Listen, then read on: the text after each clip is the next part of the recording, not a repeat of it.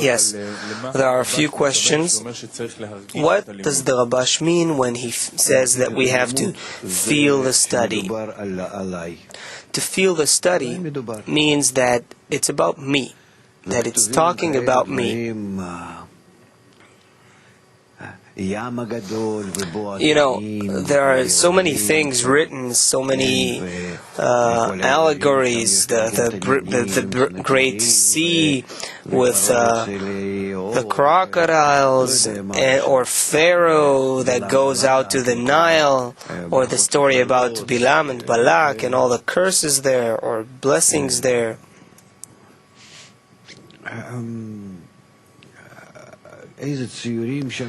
Many allegories there in the Torah, right?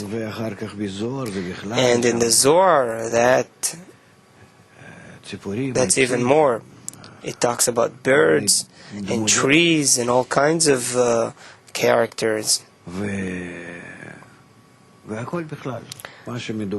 And everything, well, in Talmud Sfirot it's in a different way, but all of it is about my system only, my interior system within me. There is nothing outside of me. Don't forget about perception of reality. I always study about myself. I always learn what's happening to me, but it's deep within me. The innermost point is Ein Sof, and all the worlds clothe that point or thread of Ein Sof, and I am the most external. And outside of me, there's this world and all that it contains. That's how we divide interior and exterior. That's why our whole study is about myself. I study about myself. There's nothing else. It's all me. So then I study about myself. I can study about this world that appears to me that way in my senses, what appears to be outside of me, and all the wisdoms here and all the things that happen here, that's the external world. Or I can learn about my interior, the inner things that are in me. They are hidden to me.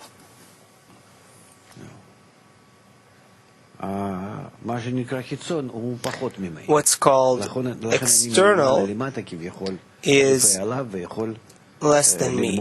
Therefore, I'm, if you will, observing it from above downwards, and I'm able to research it, because I'm, so to speak, above its nature, above this world. There's a little bit of a problem here with what is the I, and my psychology and all that because that's all a level that is close to me. Therefore, it's hard for me to study it as a science, because it is about me.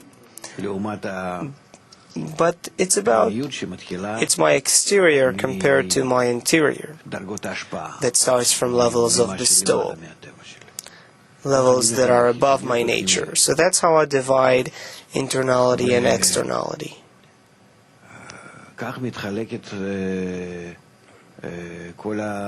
And this is how the whole of reality is divided, and this is how science is divided. Everything that I learn from my degree and below my degree is the science of this world and its externality. Everything that I learn from myself inwards is called actions of bestowal, above my nature, my interior, my spirituality. That's how it's divided. That's it. But it's all me, in my perception, in my kelim, vessels.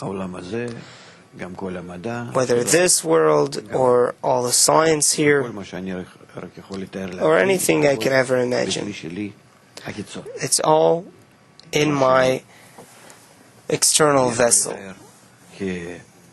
and what I can describe as my inner world, and all the worlds until the innermost world of Ein Sof is spirituality.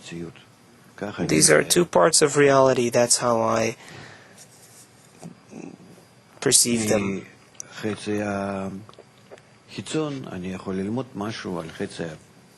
From the external part, I can learn something about the internal part, and vice versa. I can learn from the internal part about the exterior part, because in truth it's one reality. But for me, it is divided, because one part is felt through my senses, my ego, my will to receive all that external reality, and the interior one isn't. I still have to discover it. I'm lacking the sense to feel it, the quality of Histo. That's how we learn.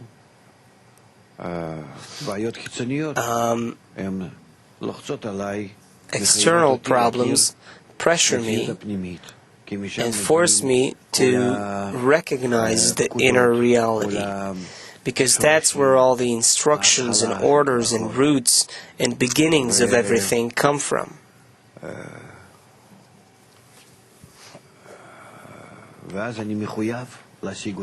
And then I'm obliged to attain that, because I have no choice. I want to know, why do I suffer? What is the point in life?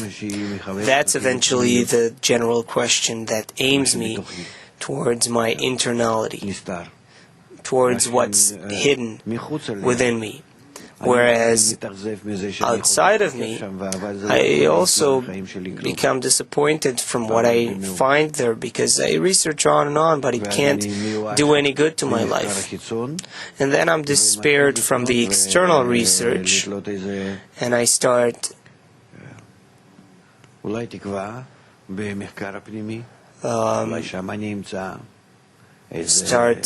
having some hope about the inner research. Maybe there I'll find some comfort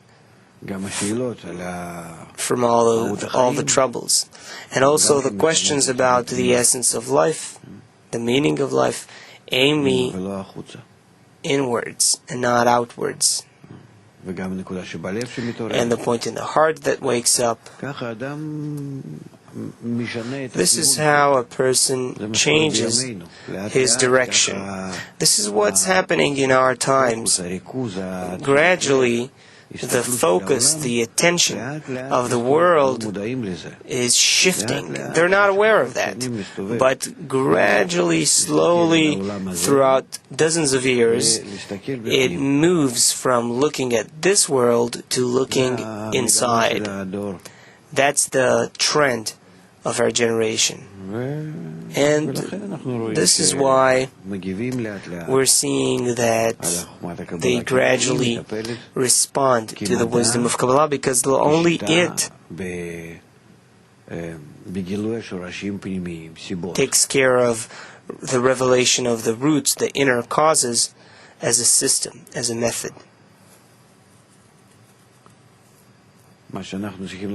What we need to do is we need to explain as accurate as possible, as systematic as possible, scientific as possible, that inner research. How can we use our words and examples from this world to give a person a sense that with his vessels he is able to do that? That this doesn't have to do with faiths or religions, but it has to do with a realistic scrutiny and a realistic attainment of new qualities. And then there's a revelation of a new reality. The more we will be able to explain that in a close and accessible and scientific way, that will ease on everyone that will make it easier for the whole of humanity to faster change their observation from outwards to inwards and find that there, in man's interior, are all the roots, causes, beginnings, and precisely with this scientific critical approach, one can assume control over everything that happens to him, and even more.